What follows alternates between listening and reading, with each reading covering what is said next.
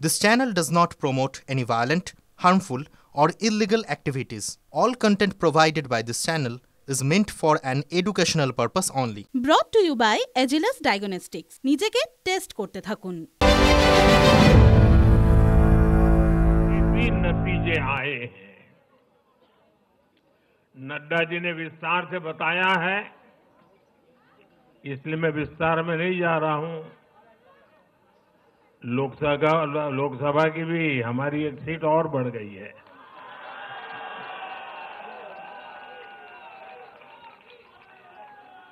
UP, Uttarakhand और राजस्थान ने भाजपा को जमकर समर्थन दिया है। असम के लोगों ने भाजपा पर फिर एक बार भरोसा जताया है। मध्य प्रदेश में भी हमें सफलता मिली है। बिहार में भी एनडीए का समर्थन बढ़ा है। ये दिखाता है कि देश अब सिर्फ और सिर्फ विकास चाहता है। मैं महाराष्ट्र के मतदाताओं का, हमारे युवाओं का, विशेषकर माताओं बहनों का, हमारे किसान भाई बहनों का, देश की जनता का आदरपूर्वक नमन करता हूं। साथियों, मैं झारखंड की जनता को भी नमन करता हूं। झारखंड के तेज विकास के लिए हम अब और ज्यादा मेहनत से काम करेंगे और इसमें भाजपा का एक एक कार्यकर्ता अपना हर प्रयास करेगा।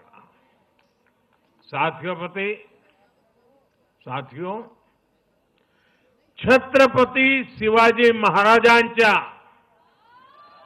महाराष्ट्राने आज दाखवून दिले तुष्टीकरणाचा सामना कसा करायचा।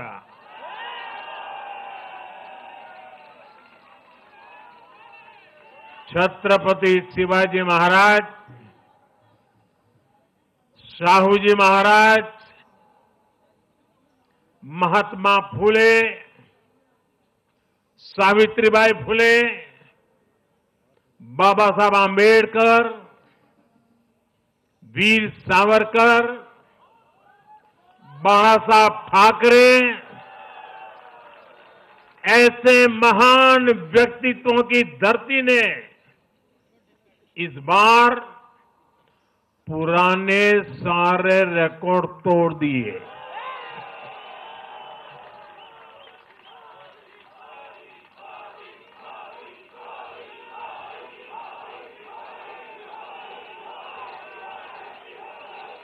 और साथियों, बीते 50 साल में किसी भी पार्टी या किसी भी प्री पोल अलायंस के लिए ये सबसे बड़ी जीत है 50 साल के बाद।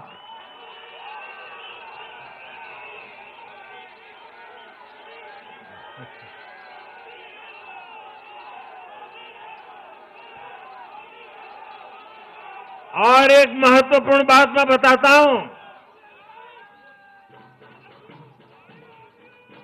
ये लगातार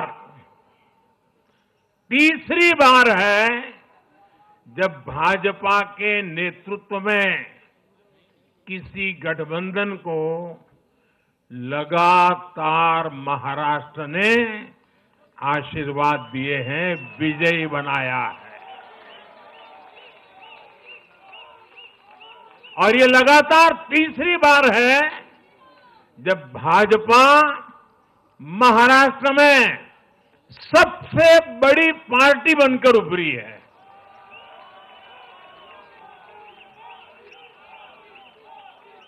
साथियों, ये निश्चित रूप से ऐतिहासिक है। ये भाजपा के गवर्नेंस मॉडल पर मुहर है।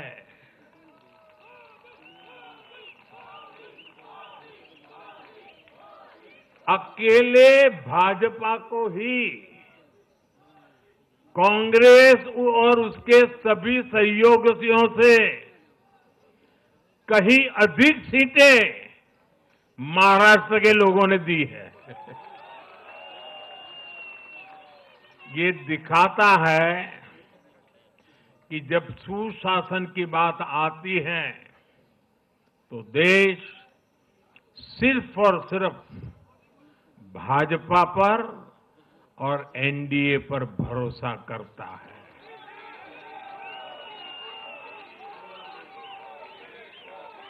साथियों, एक और बात है जो आपको और खुश कर देगी। महाराष्ट्र देश का छठा राज्य है जिसने भाजपा को लगातार 3 बार जनादेश दिया है।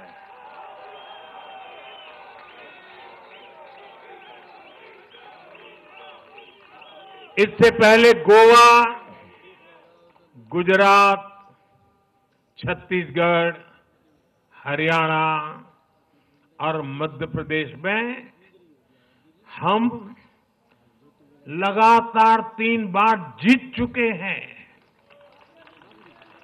और बिहार में भी एनडीए को 3 बार से ज्यादा बार लगातार जनादेश मिला है।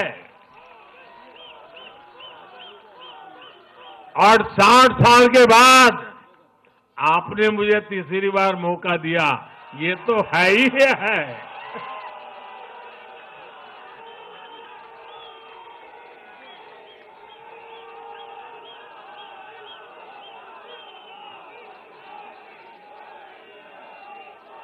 ये जनता का हमारे सुशासन के मॉडल पर विश्वास है और इस विश्वास को बनाए रखने में हम कोई कोर कसर बाकी नहीं रखेंगे। साथियों, मैं आज महाराष्ट्र की जनता जनार्दन का विशेष अभिनंदन करना चाहता हूं। लगातार तीसरी बार स्थिरता को चुनना ये महाराष्ट्र के लोगों की सूझबूझ को दिखाता है। हां, बीच में जैसा अभी नड्डा जी ने विस्तार से कहा था, कुछ लोगों ने धोखा करके अस्थिरता पैदा करने की कोशिश की, लेकिन महाराष्ट्र ने उनको नकार दिया है और उस पाप की सजा मौका मिलते ही दे दी है।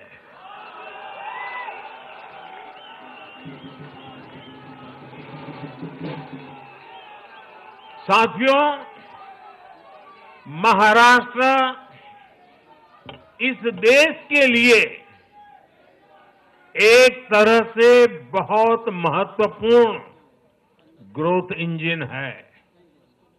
इसलिए महाराष्ट्र के लोगों ने जो जनादेश दिया है वो विकसित भारत के लिए बहुत बड़ा आधार बनेगा। वो विकसित भारत के संकल्प की सिद्धि का आधार बनेगा। साथियों, हरियाणा के बाद महाराष्ट्र के चुनाव का भी सबसे बड़ा संदेश है एकजुटता। एक है तो एक है तो एक है तो ये आज देश का महामंत्र बन चुका है। कांग्रेस और उसके इकोसिस्टम, उन्होंने सोचा था कि संविधान के नाम पर झूठ बोलकर, आरक्षण के नाम पर झूठ बोलकर एससी, एसटी, ओबीसी को छोटे छोटे समूह में बांट देंगे। वो सोचते थे सब बिखर जाएंगे। कांग्रेस और उसके साथियों की साजिश को महाराष्ट्र ने सिरे से खारिज कर दिया है। महाराष्ट्र ने डंके की चोट पर कहा है, एक है तो एक है तो एक है तो सेब है के भाव ने जाति, धर्म, भाषा और क्षेत्र के नाम पर लड़ाने वालों को सबक सिखाया है, सजा की है। প্রতিদিন নিজেকে টেস্ট করতে থাকা উচিত, কারণ টেস্ট করেই মানুষ ফিট থাকতে পারে। তাই যখন হেলথ টেস্টের কথা আসে তখন আমি ভরসা করি India's largest diagnostics company Agilus diagnostics. নিজেকে টেস্ট করতে থাকুন। নরেন্দ্র মোদীর কথা শুনছিলেন আপনারা। এবার মহারাষ্ট্রের কথায় তো আজ আসতেই হবে। সেখানে একটা মহা সংগ্রাম, কিন্তু খানিকটা একপেশেই হলো এবার। কি বলেন আপনারা? আচ্ছা, লড়াইটা এক্স্যাক্টলি কোথায় বলতে পারেন? এ তো একাধিপত্য প্রতিষ্ঠা, তাও আবার গেরুয়া শিবিরের। ভোটের আগে কত কথা শোনা গিয়েছিল, কত বাকযুদ্ধ হয়েছিল, কিন্তু যেই মুহূর্তে রেজাল্ট বের হলো, মানে আজ দেখা গেল মারাঠা ভূমে বিজেপির নেতৃত্বের এনডিএর একেবারে জয় জয়কার। কোথায় গেল মহাবিকাশ আঘাড়ি, মানে উদ্ধব, সেনা, পাওয়ার বাহিনী, কংগ্রেস? ভোট বাক্সের ধাক্কায় তারা একেবারে ভ্যানিশ। আর এই দুরন্ত জয়ের গল্প লেখার পেছনে কিন্তু এই বাংলার ছায়াও পড়ছে। কেন বলতে পারেন? হ্যাঁ, আপনারা অনেকেই ধরে ফেলেছেন, লক্ষ্মীর ফ্যাক্টর, মানে মহিলা ভোট। এবার প্রশ্ন হলো, মহারাষ্ট্রে ভোট কি কামাল করে দেখালেন? মানে মা বোনেরাই, তাদের ভোট ব্যাংকেই কি এই বিপুল জয় জয়কার?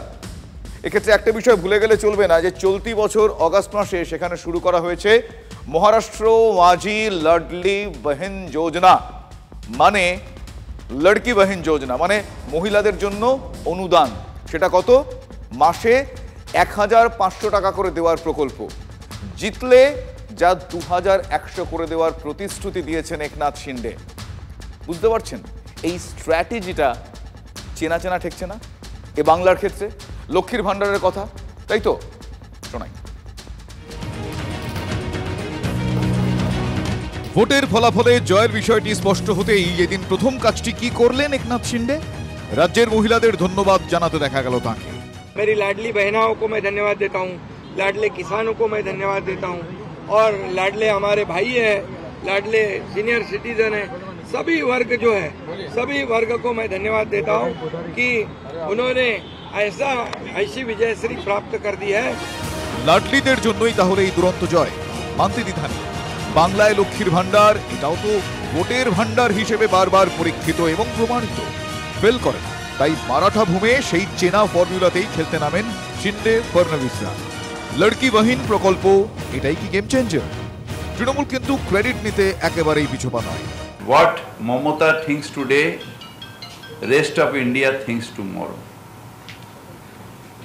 লক্ষ্মীর ভাণ্ডার তৈরি করেছিলেন মমতা দি, তারপরে অনেকে এটাকে কপি করছেন, ভালো মানুষ পাচ্ছে, ভালো। খোদ মুখ্যমন্ত্রী বহুবার বলেছেন বাংলার লক্ষ্মীর ভাণ্ডার হলো গোটা দেশ কেন বিশ্বের কাছে মডেল। আর সেটাই এখন এদেশের নানা রাজ্যে নানা রূপে দেখা যায়। অন্যান্য রাজ্যে অনেক ক্রাইটেরিয়া আছে, আমার রাজ্যে কোনো ক্রাইটেরিয়া নেই। অন্যান্য জায়গায় এটা আছে, স্কুটার থাকলে পাবে না, সাইকেল থাকলে পাবে না, বা স্মার্টফোন থাকলে পাবে না, নানা রকম আছে। আমাদের কিন্তু এসব নেই, আমাদের সকলের জন্য। মহায়ুতি জোটের নেতারা প্রথম থেকেই লড়কি বহিন প্রকল্প নিয়ে ঢালাও প্রচার করেছেন। ভোটে হেরে এবার সেই ধাক্কার কথা মানতে হচ্ছে উদ্ধব শিবিরকেও, তাই তাদের মুখেও সেই অনুদানের কথা। उन्होंने तो 2100 रुपया डिक्लेयर किया है, तो कल से शुरू करें, हम इंतजार कर रहे हैं। লক্ষ্মীরাই তাহলে ফারাকটা গড়ে দিচ্ছেন, এটাই সার কথা। মহিলা ভোট একটা বড় ফ্যাক্টর, মহিলারা খুব ভোট দেন। আর সারা ভারতবর্ষেতে বিভিন্ন পার্টি, বিভিন্ন সরকার বিভিন্ন রকম অনুদান দেয়, মহিলাদের নয়, ছাত্রছাত্রীদের, যুবকদের, জাতিগতভাবে সংখ্যালঘুদের। কোনটা কখন হিট হয় তার কোনো ঠিক নাই। সবসময় ডোল পলিটিক্স সফল এরকম নয়। অনেক বড় ঘোষণা করার পর উত্তরপ্রদেশে দেখেছি তারা হেরেছে। কিন্তু আপাতত জেতার কথাতেই আসা যাক। সেখানে মহারাষ্ট্রের মুখ্যমন্ত্রী রাজ্যের লাড্ডিদের গলা তুলে ধন্যবাদ জানাতে ব্যস্ত। তাহলে লক্ষ্মী মহিমা এমনই, ভোটের ভান্ডার ভরছে, মোদ্দা কথা তো এটাই। আর এই কথাগুলোই ভালোভাবে বুঝেছে রাজনৈতিক দলগুলো, আর তাই ভোট জয়ের চাবিকাঠি কেউ হাতছাড়া করতে নারাজ। আর তৃণমূল তো উৎফুল্ল, এটা বোঝাতে দিনরাত তারা ব্যস্ত যে শুরুটা, মানে এই ধরনের প্রকল্প, পক্ষান্তরের স্ট্র্যাটেজি তাদের হাত দিয়ে শুরু। তারাই এই ফর্মুলা তৈরির কারিগর, মানে অনুপ্রেরণা, পথপ্রদর্শক, যে নামেই রাখা হোক না কেন। মমতা বন্দ্যোপাধ্যায়কে নকল করলে তো হবে না, অন্যান্য গুণগুলো তো নিতে হবে। ফলে what Bengal things today, BJP things day after tomorrow. ওরা ভাবতেই পারে না, নকল করতে গিয়েও সময় পার করে দেয়।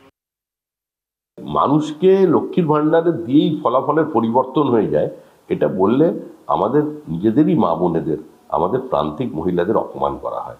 এটা আমরা বিশ্বাস করি না, বা ভোটের জেতা হারাটাকে সম্পূর্ণ বদলে দিতে পারে, এটা আমি বিশ্বাস করি না। জোর যুদ্ধ বেঁধে গিয়েছে, এটা স্পষ্ট। তবে মহারাষ্ট্রে কিন্তু এই ভোট শেষ হতেই যুদ্ধ শেষ এমনটা ভাবলে ভুল ভাবা হবে। মানে মহাযুতি শিবির সবাইকে চমকে দিয়ে একটা মারকাটারি রেজাল্ট করেছে, এতে কোনো সন্দেহ নেই। এবার প্রশ্ন হচ্ছে হোয়াট নেক্সট, এরপর কি? এই প্রশ্নটা এখন বড় প্রশ্ন, যে এরপর কি হবে। তার কারণ হচ্ছে এতদিন মুখ্যমন্ত্রী পদে ছিলেন একনাথ শিন্ডে, দেবেন্দ্র ফডনবিসকে উপমুখ্যমন্ত্রী পদে বসেই সন্তুষ্ট থাকতে হয়েছে। এবারও কি তাই হবে? বিশেষ করে বিজেপি একাই যখন সিংহভাগ সিট জিতে মহাশক্তিশালী, তখন এই জোটে শরিকদের ভবিষ্যৎ কি হবে, তাদের কোন কোন বিষয়ে সন্তুষ্ট থাকতে হবে, মেনে নিতে হবে, এই মুহূর্তে লাখ টাকার প্রশ্ন। मैंने पहले भी कहा था कि पूरी तरह थम्पिंग मेजॉरिटी मिलेगी, ये पूरा लैंडस्लाइड विक्ट्री है। জয়ের পর এক মঞ্চে ত্রয়ী, কে বলবে মুখ্যমন্ত্রী পদ নিয়ে টানাপড়েন ক্রমশই চড়ছে। গত কয়েক বছরে বহু নাটকীয় উত্থান পতন দেখেছে মহারাষ্ট্রের রাজনীতি। শিবসেনা, এনসিপির মতো পুরনো দল ভেঙে খান খান তৈরি হয়েছে নতুন দুটি দল, যারা আবার বিজেপির শরিক। তবে ভোটে মহা জয় জয়কারের পর এখন বোধহয় কুর্সি নিয়ে টানাটানির পালা। যে প্রশ্ন প্রাসঙ্গিকভাবেই সামনে আসছে, মুখ্যমন্ত্রী কে হবেন। কারণ সংখ্যাগরিষ্ঠতার দিকে যেভাবে ক্রমশ বিজেপি এগিয়ে চলেছে, তাতে অজিত পাওয়ার এবং একনাথ শিন্ডের ওপর কতটা নির্ভর করতে হবে তার ওপরেই আগামী দিনে বিজেপির অর্থাৎ মহায়ুতির যাবতীয় ইকুয়েশন সম্পূর্ণভাবে নির্ভর করবে। উইনিং কম্বিনেশনকে এদিন অবশ্য দেখা গেল খোশ মেজাজে, ভিক্টরি সাইন দেখাতে ব্যস্ত। বার্তা একটাই, যা হবে আলোচনা করে, সহমতের ভিত্তিতে।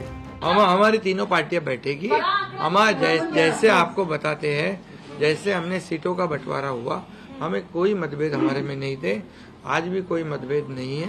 आप बिल्कुल चिंता मत करिए, तीनों पार्टियां साथ में बैठकर और अठौली जी का भी मशवरा हम लेंगे और इसका निर्णय करेंगे। जनता ने पूरा विश्वास दिखाया, तो हम पूरे विश्वास के साथ अभी काम करेंगे। কথায় এক, কাজে আরেক হবে না তো, বাঁধবে না তো মহা গোলমাল। আগামী দিনে যদি একনাথ শিন্ডে এবং অজিত পাওয়ারের গুরুত্ব কমে, তাহলে তাঁরা বিজেপির পাশে থাকবেন কিনা, সেক্ষেত্রে আবারও শরদ পাওয়ার এবং উদ্ধব ঠাকরে তাদের ভাঙা ঘর জোড়া লাগাতে সমর্থ হবেন কিনা, এই প্রশ্নগুলো মহারাষ্ট্রে ইন্ডিয়া জোটের হারের পাশাপাশি কিন্তু সমান্তরালভাবে সামনে চলে আসছে। দিনরাত যুদ্ধ চলছে, আমজনতার যুদ্ধ টিকে থাকার জন্য, বেঁচে থাকার জন্য, একটু ভালো থাকার জন্য, স্ট্রাগল ফর এক্সিস্টেন্স। আর নেতাদের যুদ্ধ কি? ভোটের জন্য। আর এই যেমন আজ তৃণমূল কংগ্রেস প্রবল ছক্কা হাঁকালো, তাদের আজ দিলখুশ। কিন্তু এখন এমন এক যুদ্ধের কথা আপনাদের বলবো সাধারণত যা খুব একটা দেখা যায় না। এই যুদ্ধ মাঠের যুদ্ধ, এই যুদ্ধ চেয়ারের, পদের যুদ্ধ। বেঙ্গল অলিম্পিক অ্যাসোসিয়েশন দখলের যুদ্ধ। অ্যাসোসিয়েশনের বর্তমান সভাপতি স্বপন বন্দ্যোপাধ্যায় ওরফে বাবুন ব্যানার্জি, মুখ্যমন্ত্রীর ভাই, এবারেও তিনি সভাপতি হতে লড়ছেন। আমি একটা জিনিস মনে করি, আমি কাজে বিশ্বাসী, কাজ করতে ভালোবাসি। এবার আমাদের এখানে যারা প্যানেলটা আছে কাজই করি, আমাদের প্যানেলটাকে জেতানো, এটাই আমাদের উদ্দেশ্য। গতবার দাদা অজিত বন্দ্যোপাধ্যায় ওরফে ষষ্ঠীকে হারিয়ে বেঙ্গল অলিম্পিক অ্যাসোসিয়েশনের প্রেসিডেন্টের চেয়ারে বসেছিলেন এই বাবুন। এবার অজিতকে ভোটের রেফারি করে মাঠের বাইরে পাঠিয়ে দিয়েছেন, কিন্তু তাতেও কি নিশ্চিত হতে পারছেন? বাবুনের উল্টো দিকের প্যানেলে সহসভাপতি হিসেবে লড়তে চলেছেন কে? তৃণমূল কাউন্সিলর, সিএবির প্রাক্তন সচিব বিশ্বরূপ দে। মমতা বন্দ্যোপাধ্যায়ের নির্দেশ ছাড়া আমি কিছু করি না, তার উপদেশ সবসময় মাথায় নিয়ে চলি। যেহেতু একটা অনুগত মানুষ, তার ফলে তিনি যেমন চাইছেন তেমনটাই হবে, এর বাইরে কিছু হবে বলে তো আমার ধারণা নেই। এবার প্রশ্ন হচ্ছে, তাহলে কি মুখ্যমন্ত্রী তার ভাইকে পদ থেকে সরাতে চাইছেন, তাই এগিয়ে দিয়েছেন এই বিশ্বরূপদের? মানে বিশ্বরূপদের কথাতে সেরকম একটা ইঙ্গিত কিন্তু পাওয়া যাচ্ছে।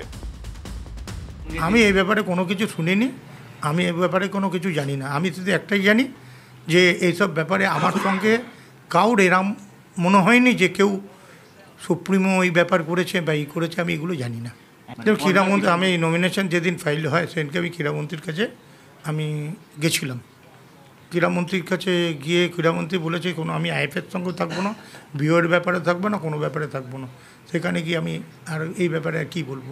তাহলে তো বলতে হয় যে খোদ মুখ্যমন্ত্রী তার ভাইয়ের বিরুদ্ধে এখানে প্রার্থী দিয়ে দিচ্ছেন। দেখুন, ভাই বোনের ব্যাপারের মধ্যে আমি ঢুকবো না। ব্যক্তিগত স্তরে নিশ্চয়ই ভাই বোন, সে ব্যাপারে ঢুকবো না, কিন্তু দলগত ব্যাপারে যার নির্দেশ, সেই নির্দেশ মেনেই আমি চলবো। এবং আমি সবসময় মনে করি ব্যক্তিগত বিষয়টা ব্যক্তিগত পর্যায়ে থাকবে, সাংগঠনিক বিষয়টা সাংগঠনিক পর্যায়ে থাকবে। এক্ষেত্রে সংগঠন যা বলবে, সংগঠন মধ্যে আমার দল যা বলবে তেমনটাই হবে। ক্রীড়ামন্ত্রী ভার্সেস মুখ্যমন্ত্রীর ভাই, রণে ভরা বঙ্গে এমন কত কি যে হয়। মধুকবি কবেই বলেছিলেন, আপনাদের মনে আছে? হে বঙ্গ ভাণ্ডারে তব বিবিধ রতন, রতনের ছড়াছড়ি। এই দেখুন না, এক গুরু এসো দীক্ষা নেবে বলে ডেকে এক শিষ্যাকে ধর্ষণ করার চেষ্টা করলেন। শুধু ওই মহিলার মুখের অভিযোগ নয়, কিন্তু ওই কোট আনকোট গুরু তিনি নির্লিপ্তভাবে স্বীকার করছেন যে হ্যাঁ, ধর্ষণ করেছি। শুনুন তার স্বীকারোক্তি। আপনি কি ধর্ষণ করেছেন? আপনি ধর্ষণ করেছেন? করেছেন? কি করে হলো? জবরদস্তি না, তাহলে এমনি দুজনে মিলে নিয়েছি। আচ্ছা, কে কে ছিল তখন? তখন কে ছিল? ফাঁকাই ছিল বাড়িটা? বাড়িতে ছিলাম, দরজা লাগা ছিল। আপনি কি স্বামীটাকে ডেকেছিলেন? হ্যাঁ, স্বামীটাকে আগে ডেকেছিলাম। স্বামীকে ডেকে শিক্ষা দেওয়ার পরে স্বামী বাড়ি গেল, স্ত্রীকে শারীরিক সম্পর্ক হয়ে গেল। শুনলেন? কথা শুনে আদৌ কি মনে হলো নিজের কৃতকর্মের জন্য এতটুকু অনুতপ্ত? তিনি দাবি করছেন শিষ্যার সম্মতিতেই নাকি শারীরিকভাবে ঘনিষ্ঠ হয়েছেন। সম্পর্কে সম্মতি থাকলে ধর্ষণের অভিযোগ উঠত কি? দুবরাজপুরের ওই মহিলা স্বামীর কাছে জানান যে ভুল বুঝিয়ে তাকে ধর্ষণ করেছেন ওই দীক্ষা গুরু। আর তারপরে মহিলার স্বামী দুবরাজপুর থানায় গিয়ে দীক্ষা গুরুর বিরুদ্ধে ধর্ষণের অভিযোগ দায়ের করেছেন। তার ভিত্তিতে গ্রেফতার করা হয়েছে বীরভূমের এই স্বঘোষিত গুরু, যার নাম উজ্জ্বল দাস। আপাদ মস্তক দেখে কোথাও আদৌ কি মনে হচ্ছে যে এই ব্যক্তি গুরু হতে পারেন, কিছু ভালো কিছুর চর্চা করতে পারেন? করেছেন কখনো? রানীগঞ্জে খনিতে ডিনামাইট বিস্ফোরণে বিপত্তি, পাথর ছিটকে বাড়ি ঘর ভেঙে গিয়েছে। নারায়ণকুড়ি খোলামুখ খনি সংলগ্ন এলাকায় ব্যাপক উত্তেজনা, টালির চাল ছাদ ভেঙে গিয়েছে। উত্তেজিত জনতা খনিতে গিয়ে ব্যাপক ভাঙচুর চালিয়েছে।